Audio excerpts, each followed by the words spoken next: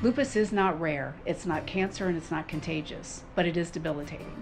Lupus affects nearly 2 million people in the United States, which translates into a frequency of 1 in 185 individuals who will be diagnosed with lupus sometime in their lifetime. A lot of people don't know this, but because of the debilitating nature of lupus over time, it is listed as one of the diseases in the American Disabilities Act. The Lupus Foundation of Southern Arizona has been in existence since 1988 when it was incorporated. And the foundation really strives to help patients with lupus get back on their feet. We do that in helping patients, especially newly diagnosed patients, adjust to their new life, help them emotionally, help them learn to cope and the like. And we also do it on a financial level. Since the inception of the organization, the foundation has expounded on some existing programs that have been going on for quite some time, and we've also created some new programs over the last several years. And probably the most important program that we have are our support groups. So our monthly support group meetings, we hold both morning and evening, and they really provide an open forum to discuss patients' issues, no matter how personal. We've been able to garner speakers to discuss topics that are specific to what our support group attendees really want to learn, whether it's about diet, managing their medication, tracking their labs, etc., etc.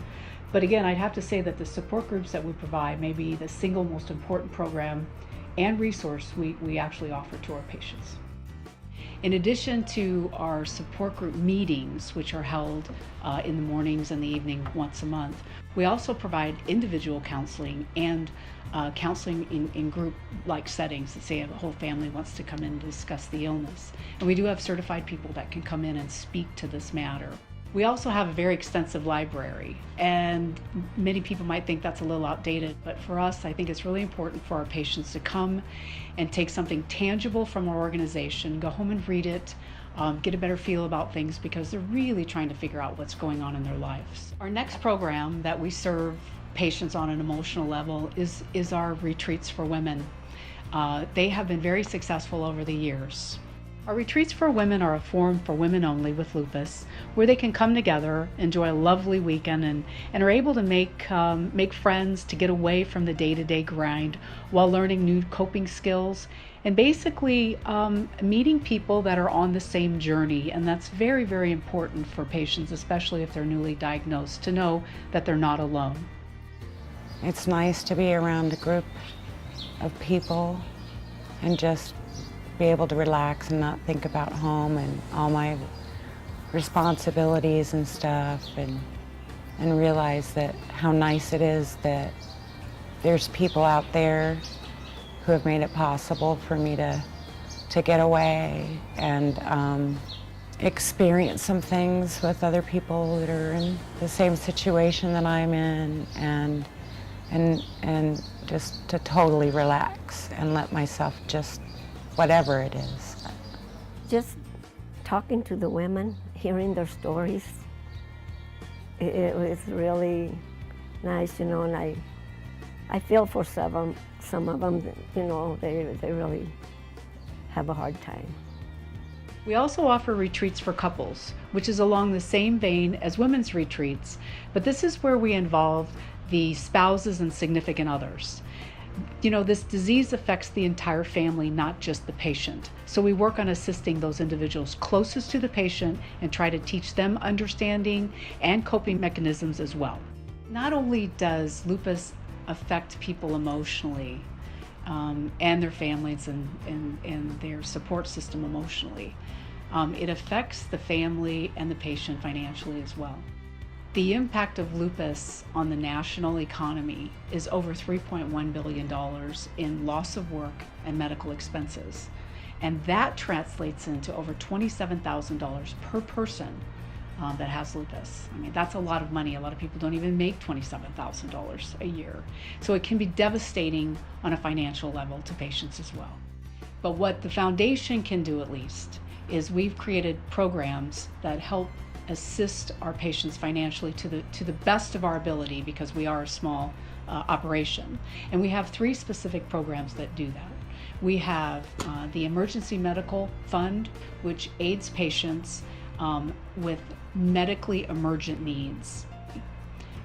We have LFSA Cares, which helps the patients with non-medical emergent needs. And we have the Limited Scholarship Fund. This particular program is very near and dear to my heart in terms of really giving patients a second chance, whether they need to be trained on an adaptable career because they can no longer do the career that they have, or they just they're not in a position to go to school at all. When I first got out of high school, I had taken a break from school, and while I was on my break is when I got sick. So I had planned on going back to school later on, but the money that I had set aside for that or had saved up, I ended up having to use for medical bills. Learning about the scholarship and learning that there was, financial help was great. So the scholarship covers my semester as far as the classes go, and then the other end of that, I just have to pay for the books and that sort of thing. So it's made it financially affordable for me to be able to do that, which is awesome. Our scholarship program, I'm very excited to say that we have 9 individuals currently enrolled in school. And that's just remarkable over the last 3-year period. We have several people waiting to get approved. Of all of our programs, I can definitely say that LFSA Cares and the Limited Scholarship Program are the most underfunded programs that we currently have. The foundation really works hard to help people get back on their feet, not only emotionally through the toughest time of their life probably, but also on a financial level where people really have a big gap going on financially, that we can come in and try to help them bridge that gap. And we're a small organization. We subsist on 10 to 12 board members at any given time. We have a part-time staff that we can afford. And it is by the kindness and those individuals, entities, companies in the community that believe in us enough that they provide funding through sponsorships and donations and the like. We also have 3 events each year. We have our walk, which is the largest event that we hold to date.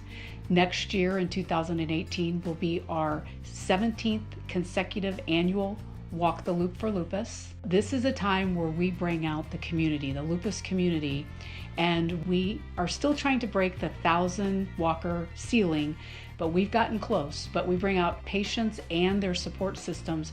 It's really lovely to see hundreds of people come out and show their support each year.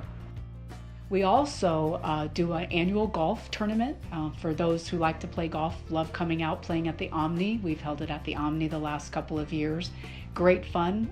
It's pretty inexpensive and it helps our cause. And we also hold a gala. And this is our 3rd annual gala this year. And this is a special venue for us because it's new to us, and it also reaches a different group of individuals that really probably are some of our biggest supporters in the community.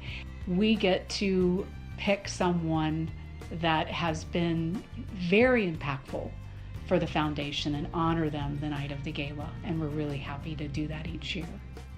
On behalf of the Lupus Foundation of Southern Arizona, thank you for believing in our mission and our cause. Please remember that the Lupus Foundation of Southern Arizona is not affiliated with any national organization, and 100% of your donation goes directly to support the lupus community here in Tucson. If you wish to make a tax-deductible donation, please visit our website at www.lupus-az.org. Thank you.